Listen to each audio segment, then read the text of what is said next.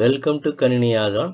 நம்ம செஷனில் எதை பற்றி பார்க்க போகிறோம்னா Node.js பேக்கேஜஸ் வந்து எப்படி இன்ஸ்டால் பண்ணுறத பற்றி பார்க்க போகிறோம். ஓகே, ஸோ Node.js இன்ஸ்டலேஷன் பார்த்துட்டோம். இப்போ செகண்டாக வந்து நம்ம Node.jsோட பேக்கேஜஸ் வந்து எப்படி இன்ஸ்டலேஷன் பண்ணுறத பற்றி பார்க்க போகிறோம்.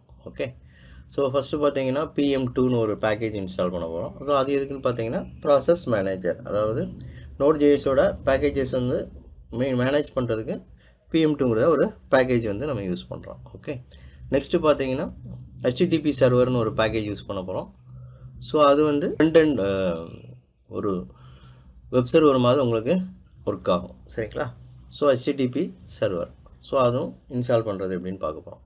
ஸோ அதை இன்ஸ்டால் பண்ணுறதுக்கு நம்ம என்ன யூஸ் பண்ண போகிறோம்னா npmங்கிற ஒரு கமாண்ட் யூஸ் பண்ண போகிறோம். ஓகே, ஸோ npmங்கிற ஒரு கமாண்ட் யூஸ் பண்ண போகிறோம். ஓகே, ஸோ npm தான் வந்து உங்களுக்கு Node.jsோட பேக்கேஜை வந்து இன்ஸ்டால் பண்ணுறதுக்கு. ஓகே, ஸோ அப்போ npmோட ஹெல்ப் பார்க்கணும் அப்படின்னா உங்களுக்கு npm அடித்தாலே உங்களுக்கு பார்த்தீங்கன்னா npm-hன்னு கொடுத்தீங்கன்னா உங்களுக்கு அதோட ஹெல்ப் பார்த்துக்கலாம். npm-l கொடுத்தீங்கன்னா என்னென்ன கமாண்ட்ஸ்லாம் நம்ம யூஸ் பண்ணலாம், npmக்கு அப்புறம் என்ன கமாண்ட்ஸ் வந்து யூஸ் பண்ணலாங்கிறத வந்து நம்ம லிஸ்ட் அவுட் பண்ணி பார்க்கலாம். ஸோ அது npm ஹெல்ப் போட்டுட்டு என்ன இது வேணுமோ அந்த டேமை நீங்கள் சர்ச் பண்ணுறதுக்கு என்னென்னு பார்த்தீங்கன்னா npm ஹெல்ப் அப்படின்னு கொடுத்துட்டு நீங்கள் என்ன டேம் சர்ச் பண்ண போகிறீங்களோ அதை கொடுத்தீங்கன்னா உங்களுக்கு இதுவாகும். ஓகே, டிஸ்பிளே ஆகும். அதே மாதிரி இப்போ npmோட ஹெல்ப் வேணும் அப்படின்னா npm ஹெல்ப் கொடுத்துட்டு அந்த கமாண்ட் கொடுத்தீங்கன்னா உங்களுக்கு அதோட ஓவர்வியூ வந்து உங்களுக்கு டிஸ்பிளே ஆகும். ஸோ அப்புறம் பார்த்தீங்கன்னா இதில் என்னென்ன கமாண்ட்ஸ்லாம் நீங்கள் யூஸ் பண்ணலாங்கிற லிஸ்ட் அவுட் கூட இதில் எல்லாமே உங்களுக்கு டிஸ்பிளே ஆகும். ஸோ அப்போ npm பற்றி நீங்கள் ஃபுல்லாக இது பண்ணணும்னா இந்த ஒவ்வொரு இதையும் நீங்கள் போட்டு என்னன்னு பார்த்துக்கலாம். ஓகே, இப்போ நம்ம என்ன பண்ண போகிறோம், npm இன்ஸ்டால். ஓகே, ஸோ இப்போது அன்இன்ஸ்டால் பண்ணுறதுக்கு அன்இன்ஸ்டால்னு ஒரு கமாண்ட் இருக்கும். இந்த பார்த்தீங்களா, ஒரு பேக்கேஜை வந்து இன்ஸ்டால் பண்ணுறதுக்கு இன்ஸ்டால், அன்இன்ஸ்டால் பண்ணுறதுக்கு அன்இன்ஸ்டால். ஓகே, ஸோ இது ஒவ்வொரு இதையும் நீங்கள் ஹெல்ப் போட்டு என்னென்ன எப்படி ஒர்க் ஆகுது நீங்கள் பார்த்துக்கலாம். ஓகே ஓகே, ஸோ இப்போ நான் என்ன போகிறேன், இன்ஸ்டால் பண்ண போகிறேன். ஃபஸ்ட்டு PM2 வந்து இன்ஸ்டால் பண்ண போகிறேன். ஓகே, ஸோ என்ன கமாண்ட் பார்த்தீங்கன்னா இன்ஸ்டால் பண்ணுறதுக்கு npm இன்ஸ்டால் -g, ஜிங்கிறது குளோபலாக இன்ஸ்டால் பண்ணுறதுக்காக ஜி யூஸ் பண்ணுறோம். PM2.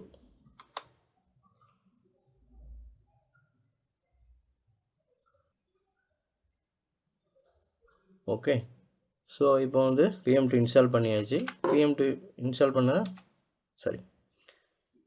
PM2 installation completed. So check பண்ணுறோம். ஸோ PM2 கமாண்டோட உங்களுக்கு ஹெல்ப்பு என்னெல்லாம் வந்தது. ஓகே, PM2 ஸ்டேட்டஸ் பார்க்கணும்னா PM2 ஸ்டேட்டஸ்ன்னு கொடுத்தீங்கன்னா ப்ராசஸ் மேனேஜரோட ஸ்டேட்டஸ் வந்து நீங்கள் பார்க்கலாம். ஓகே ஓகே, இப்போ வந்து PM2 வந்து சக்ஸஸ்ஃபுல்லாக இன்ஸ்டால் பண்ணியாச்சு. நெக்ஸ்ட் என்னென்னு பார்த்தீங்கன்னா HTTP சர்வர். ஓகே, இது ஒரு ஃப்ரண்ட் எண்டு, அதாவது வெப் சர்வரை வந்து நம்ம பேஜஸை வந்து டிஸ்பிளே பண்ணி பார்க்குறதுக்கு ப்ரௌசரில் செக் பண்ணுறதுக்கு நம்ம HTTP சர்வரை இன்ஸ்டால் பண்ணுறோம். HTTP-server. ஓகே, ஸோ இப்போ HTTP சர்வர் ஒர்க் ஆகுதுன்னு செக் பண்ணலாம். ஓகே, HTTP சர்வர் வந்து உங்களுக்கு ஒர்க் ஆகுது. ஓகே, ஸோ இதுக்கு வந்து ஒரு ஃபைல் ஒன்று க்ரியேட் பண்ணலாம், இண்டெக்ஸ் ஃபைல். ஏன்னா HTTP சர்வர் ஒர்க் ஆகுதுன்னு நம்ம செக் பண்ணணும். Echo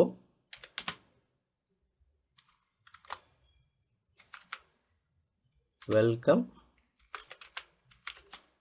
to all. சும்மா ஏதோ ஒரு எக்கோ கமாண்ட் எதுக்கு யூஸ் பண்ணுறோன்னா பிரிண்ட் பண்ணுறதுக்கு யூஸ் பண்ணுறோம். Okay, so echo welcome to all எங்கே பிரிண்ட் பண்ணணும், index.html பிரிண்ட் பண்ணணும். ஓகே, index.htmlங்கிற ஒரு ஃபைலில் போய் வந்து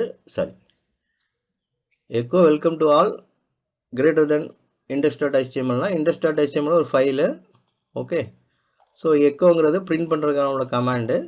இது வந்து என்ன டெக்ஸ்ட்டு எதை பிரிண்ட் பண்ணணும். ஸோ வெல்கம் டு ஆளுங்கிறத index.html உங்களுக்கு பிரிண்ட் பண்ணணும். Okay okay, so enter. So இப்போ நீங்கள் வந்து vim index.html போட்டு பார்த்தீங்கன்னா உங்களுக்கு வெல்கம் டு ஆளுங்கிறது வந்து உங்களுக்கு சேவ் ஆகிருக்கும். நான் vim கொடுத்து அதை ஓப்பன் பண்ணி பண்ணுறதுக்கு பதிலாக நான் ஷார்ட்டாக வந்து இப்படி க்ரியேட் பண்ணுறேன். ஓகே ஓகே, ஸோ இப்போ HTTP சர்வர்னு கொடுத்தீங்கன்னா உங்களுக்கு index.htmlோட பேஜ் வந்து நம்ம வரணும் வெளியில். ஓகே, அதாவது ப்ரௌசரில் இப்போது லினக்ஸ் சர்வர்லேருந்து அவுட் சைட் ப்ரௌசர் இன்னொரு மிஷின்லேருந்து நம்ம செக் பண்ணி பார்க்கணும். HTTP server. ஸோ என்ன போர்ட்டில் இதாகுது லிசன் ஆகுதுன்னு பார்த்தீங்கன்னா 8080 உங்களுக்கு லிசன் ஆகுது. ஓகே. ஸோ இப்போ நான் ப்ரௌசரில் போயிட்டு ப்ரௌசர் ஓப்பன் பண்ணுறேன். HTTP 192.168.1.115:8080. ஓகே. ஸோ உங்களுக்கு வரல, அப்போ வரலன்னா போர்ட் வந்து பிளாக் ஆகுதுன்னு அர்த்தம். ஓகே. ஓகே. ஸோ அப்போ நம்ம என்ன பண்ணணும்னா ஃபஸ்ட்டு Ctrl+C கொடுத்துக்கிறேன். ஸோ Ctrl+Cனா உங்களுக்கு ஸ்டாப் ஆயிரும். ஓகே. நெட் ஸ்டார்ட் போர்ட்டில் லிசன் ஆகிட்டு நம்ம செக் பண்ணுற என்ன command net start TNLUP. So இதில் பார்த்தீங்கன்னா உங்களுக்கு இல்லை. ஓகே. ஸோ இப்போ 8080 நம்ம HTTP சர்வர் தான் ஸ்டாப் பண்ணிட்டோமே, ஸோ அதனால் உங்களுக்கு இதில் காட்டாது. ஸோ இதே இது நான் என்ன பண்ணுறேன், இப்போ HTTP சர்வர் கொடுத்தீங்கன்னா உங்களுக்கு 8080 இது பண்ணாமல் இன்னொரு டூப்ளிகேட் நான் இது பண்ணிக்கிறேன், டூப்ளிகேட் செஷன். ஸோ பாஸ்வேர்டு கொடுக்குறேன்.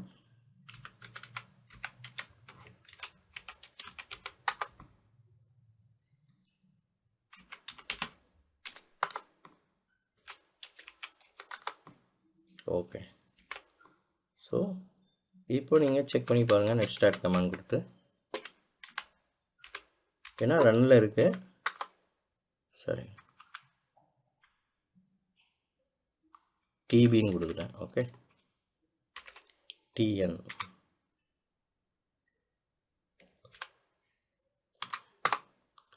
ஸோ இதில் பார்த்தீங்கன்னா உங்களுக்கு 8080 ரன் ஆகுதா, இது HTTP சர்வர். அதாவது அந்த HTTP சர்வர் வந்து 8080 ரன் ஆகுறது நம்ம இங்கே ஸ்டேட்டஸ் நெட் ஸ்டார்ட் போட்டு உங்களுக்கு செக் பண்ணுறோம். இப்போ இது வெளியில் வரல அப்படின்னா உங்களுக்கு ஃபயர்வால் பிளாக் பண்ணுது. இப்போ ஃபயர்வால் CMD -- லிஸ்ட்டு போட்டிங்கன்னா உங்களுக்கு சரி list all.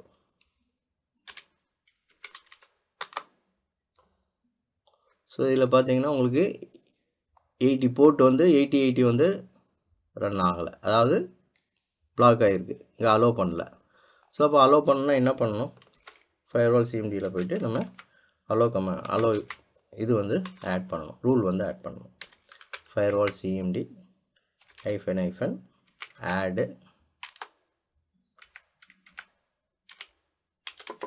Board equal to என்ன போர்ட்டு 8080 660 கொடுக்குறேன், 8080/TCP/பெர்மனண்ட்டுக்கு PR கொடுத்துக்கூட போதும். ஓகே. பெர்மனண்ட் ஃபுல்லாகவும் அடிக்க வேண்டிய தேவையில்லை, -PR கொடுத்தாலே பெர்மனண்ட்டாக உங்களுக்கு ஸ்டோர் ஆகிடும். ரூல் வந்து சக்ஸஸ் ஆகிடுச்சு. இப்போ இது சேவ் ஆகணும்னா என்ன கமாண்டு, ஸோ இது டெம்பரரியாக தான் உங்களுக்கு இதாகும், பெர்மனண்ட்டாக உங்களுக்கு சேவ் ஆகணும்னா இந்த கமாண்ட் கொடுக்கணும், CMD -reload. ஓகே. ஸோ இப்போ லிஸ்ட் அவுட் பண்ணி பாருங்கள், இருக்கா 8080 இருக்குது. ஸோ இப்போ நீங்கள் ப்ரௌசரில் போய் செக் பண்ணுங்கள்.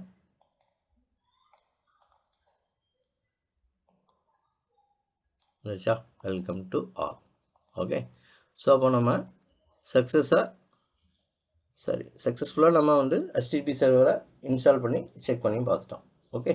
PM2 இன்ஸ்டால் பண்ணியிருக்கோம், பட் எதுவும் பேக்கேஜ்லாம் இன்ஸ்டால் பண்ணி பார்க்கல. Okay. Later on videos PM2 use பண்ணி எப்படி Node.js பேக்கேஜஸ்லாம் இன்ஸ்டால் பண்ணுறதுங்களாம் பற்றி லேட்டர் ஆன் பார்க்கலாம். நெக்ஸ்ட் வீடியோவில் NPM மாதிரி இன்னொரு இன்ஸ்டலேஷன், NPM கமாண்ட் மாதிரி இன்னொரு கமாண்ட் ஒரு பேக்கேஜ் ஒன்று இருக்குது, யான் ஒரு பேக்கேஜ் இருக்குது. ஸோ அது NPMோட கொஞ்சம் ஃபாஸ்ட்டாக இருக்கும். ஓகே.